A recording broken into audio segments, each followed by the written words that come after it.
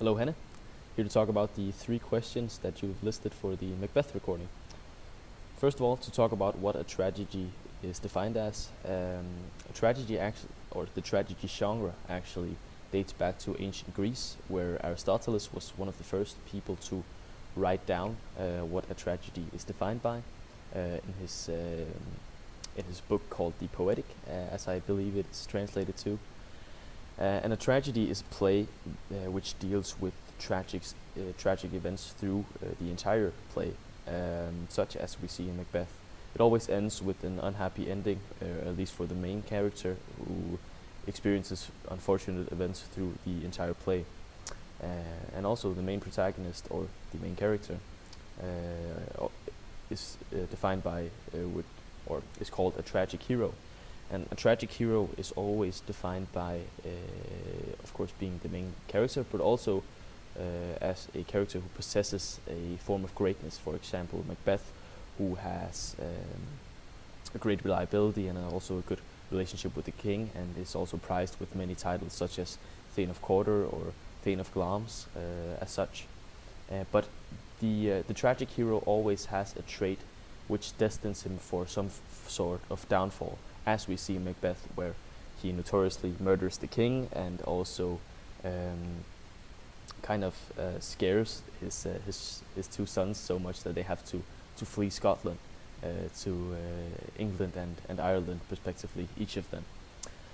This also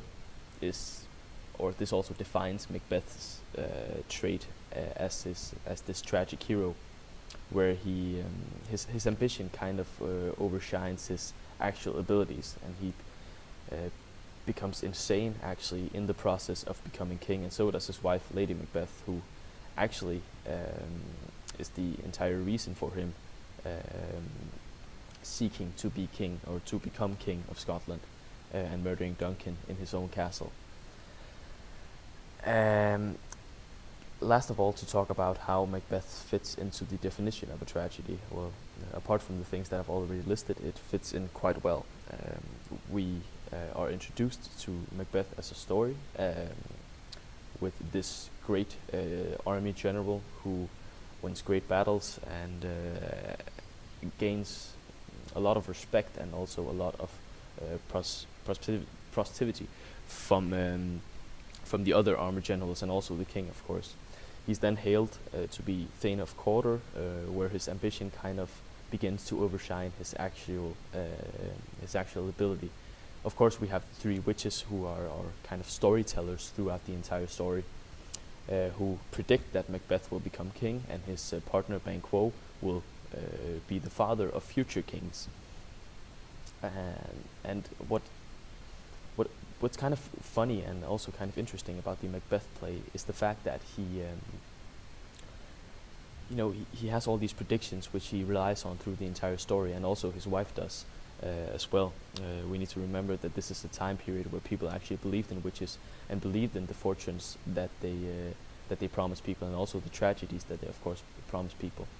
But in general, we have a tragic hero, Macbeth, who has a lot of ambition, of course, and also a lot of character. He's a good man, and highly liked among not just the king, but also his servants, and also the people around him in general, which also is the reason that he's greeted with all these titles. And then, of course, his ambition overshines his ability, as I've already said a few times, I believe, and it ends with him being murdered again, and this characteristic tragic ending for our main character, our tragic hero. Thank you.